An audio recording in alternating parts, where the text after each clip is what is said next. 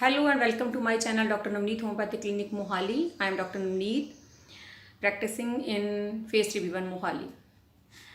First of all, thanks to all for liking and watching my videos and subscribing my channel. And if you are new to my channel, please subscribe and like my videos if you like my videos. So today my topic is I will discuss a case of anal fissure. Anal fissure, what is anal fissure?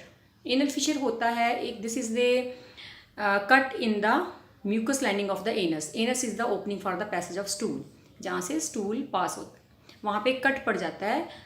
बहुत ही painful होती है ये condition और इसमें कई बार pus formation हो जाती है, ब्लीडिंग भी होती है. और इसको जो है इसकी इतनी प्रॉब्लम होती है कि लोग सर्जरी की तरफ भी जाते हैं कई बारी. तो you don't have to worry if you are suffering from this disease. Homeopathy has the solution for this condition and you can contact me if you are having this problem. I have cured a lot of cases of anal fissure. सबसे पहले जानते हैं कि इसके causes क्या होते हैं. जो मेन कॉज होता है इसका that is the after child birth. Ladies को जो प्रॉब्लम आती है आफ्टर डिलीवरी, ये प्रॉब्लम बहुत कॉमन है. और next is the abuse of antibiotics, allopathic medicines. And next cause is the chronic constipation और chronic diarrhoea, irritable bowel syndrome. Stool बार बार पास होता है तो म्यूकस मेम्ब्रेन इरिटेट होती है. अगर स्टूल हार्ड है तो ओपनिंग पैसेज में प्रॉब्लम आती है तो उस जगह पे कट पड़ जाता है. और कई तरह की दवाइयाँ जैसे कुछ हार्मोन्स बहुत ज़्यादा ले लिए या फिर कुछ जो लेडीज़ में आती है कुछ हार्मोनल इम्बैलेंस की वजह से भी ये प्रॉब्लम आती है. तो इसका इलाज है होम्योपैथी में. सबसे पहले तो हम जानते हैं कि इसकी जो कॉमन मेडिसिन्स हैं, there are different kind of medicines. Like nitric acid बहुत कॉमन है जिसमें कि बहुत सीवियर पेन होता है, जैसे स्टिचेस लग रहे होते हैं, चुभन होती है बहुत ज़्यादा और स्टूल पास करने के बाद वो काफ़ी आवर्स तक रहेगी और एनस को प्रेस करने पे थोड़ा रिलीफ मिलेगा.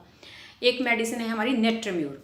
नेट्रेम्यूर में भी बहुत सीवियर पेन होता है और इसमें बहुत आवर्स तक, नेक्स्ट डे जैसे रात को सो गया पेशेंट तब तक उसको पेन होएगा. सोने के बाद मॉर्निंग में फिर स्टूल पास होएगा, स्टूल और हार्ड स्टूल होता है और फिर से पेन शुरू हो जाती है और समटाइम्स ब्लीडिंग भी होती है. और कई बार क्या होता है कि इसमें पस बन जाती है, पस फॉर्मेशन पुरुलेंट हो जाता है. वो जो फिशर है उसमें syphilinum is the medicine and ratanhia is the medicine. Ratanhia जो मेडिसिन है उसमें ऐसे लगता है जैसे कांच पड़ा हुआ है एनस में, ऐसी सेंसेशन होती है, इतना ज़्यादा पेन होता है. और गैस फॉर्मेशन होगी एब्डोमेन में बहुत ज़्यादा.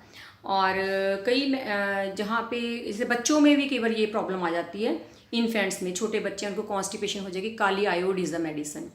जो मैंने केस क्योर किया है that is patient from Dhanas. She is 32 years old. उनका जो केस था वो आफ्टर डिलीवरी, उनको क्या हुआ कि आफ्टर डिलीवरी सेजेरियन सेक्शन जो डिलीवरी हुई थी उनकी, तो उसके जब डिलीवरी के बाद भी वो थोड़ी देर तो ठीक रही बट कॉन्स्टिपेशन उनको होना शुरू हो गया था. बट उनको क्या हुआ कि जो स्टिचेस लगे हुए थे बहुत पेनफुल थे, मतलब उनकी हीलिंग नहीं हुई. Even now, even after 8 months after delivery she is having pain in the stitches. उसके लिए उन्हें इंजेक्शंस लगवाने शुरू कर दिए, बहुत स्ट्रॉन्ग इंजेक्शंस दिए गए, जिसके बाद ये पाइल्स भी बन गई वहाँ पे और फिशर भी बन गया. तो वो मेरे पास आए कि बहुत पेन, अभी हम इंजेक्शंस लगा रहे हैं स्टिचेस के लिए और बहुत पेन है, ब्लीडिंग होती है साथ में और घंटों पेन होता रहता है आफ्टर पासिंग द स्टूल और कॉन्स्टिपेशन है. देन उनका सारा केस लेके जो मेडिसिन दी गई उनको नेट्रेम्यूर मेडिसिन दी गई. उनके कुछ इमोशनल रीज़न, डिग्निटी पेशेंट में बड़ी मार्क्ड होती है नेट्रेम्यूर के, और उसको हमेशा परफेक्शन दिखानी होती है और दूसरों को हर्ट नहीं करता, हमेशा अपनी इमोशन सुप्रेस करता है. तो वो जो था, और एक हेट्रेड फीलिंग होती है, अगर जिसके साथ उसकी अनबन होगी एक बार वो उसको दोबारा बात नहीं करेगा चाहे वो दूसरा आके अपोलोजाइज़ भी करे.